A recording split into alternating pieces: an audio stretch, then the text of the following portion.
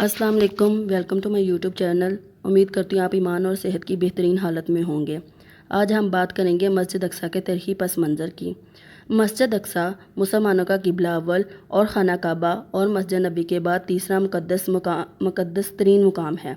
مسجد اقصیٰ حقیقت میں مسلمانوں کی میراث ہے جو تاریخی اور مذہبی حقائق سے ثابت ہے، مگر یہ جس جگہ پر تعمیر کی گئی، یہود کے موقف کے مطابق اس جگہ پر پہلے سلیمانی ہیکل تھی۔ مسلمانوں کے یروشلم شہر میں قبضہ کرنے کے بعد یہ مسجد تعمیر کی گئی، حالانکہ قرآن میں سفر معراج کے باب میں اس مسجد کا ذکر ہے۔ گویا یہ مسجد حضور صلی اللہ علیہ وآلہ وسلم کے بعثت سے بھی پہلے موجود تھی۔ متعدد روایات کے مطابق خانہ کعبہ کے بعد دوسری عبادت گاہ الاقصیٰ تعمیر ہوئی تھی۔ مسجد کا تعلق اللہ کی عبادت سے ہے اور ہر نبی کو عبادت کے لیے مسجد کی ضرورت تھی۔ یہاں تک درست ہے کہ موجودہ دور میں اس مسجد کی معروف نسبت حضرت سلیمان علیہ السلام کے ساتھ ہے، حتیٰ کہ ایک روایت کے مطابق اس مسجد کو حضرت سلیمان علیہ السلام نے جنات سے تعمیر کرایا، لیکن اسے ہیکل سلیمانی قرار دینا تاریخی اعتبار سے غلط ہے۔ ہیکل کا لفظ رہائش گاہ، محل یا دربار کے لیے استعمال ہوتا ہے۔ گمان غالب ہے کہ نبی سلیمان علیہ السلام نے اپنی رہائش کا حجرہ بھی مسجد میں ہی بنا رکھا ہو اور اپنے متبعین کا اجتماع بھی مسجد میں ہی کرتے ہوں۔ اس لحاظ سے اس مسجد کو ہیکل سلیمانی یعنی سلیمان علیہ السلام کا محل یا دربار کے نام سے منسوب کر دیا گیا ہو، حالانکہ یہ مسجد فی الواقع زمین پر دوسری تعمیر ہونے والی مسجد ہے۔ مقامی مسلمان اس مسجد کو الاقصیٰ یا حرم قدسی شریف کہتے ہیں۔ یہ مشرق یروشلم میں واقع ہے جس پر اسرائیل کا قبضہ ہے۔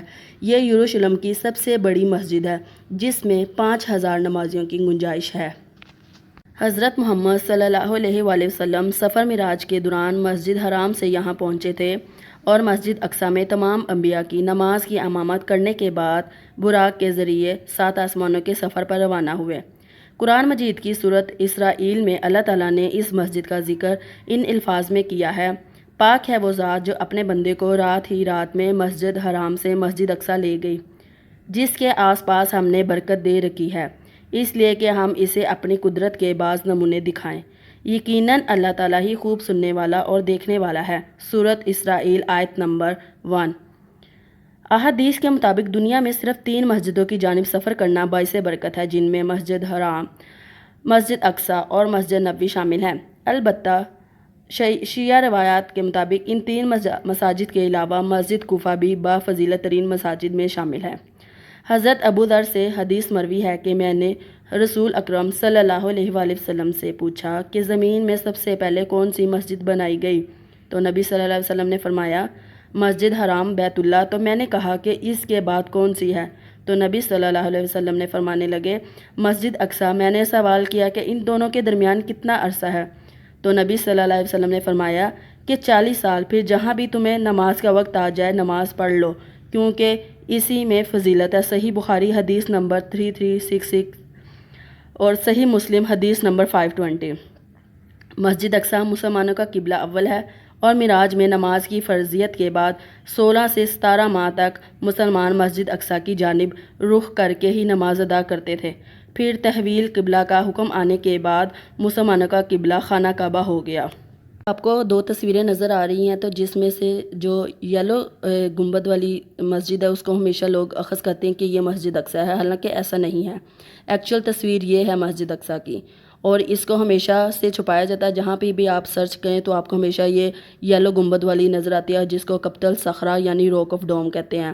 جب یہ مسجد تعمیر ہوئی، مسجد اقصیٰ کے نام کا اطلاق پورے حرم قدسی پر ہوتا تھا، جس میں سب عمارتیں، جن میں اہم ترین قبۃ الصخرہ ہے جو اسلامی طرز تعمیر کے شاندار نمونوں میں شامل ہے۔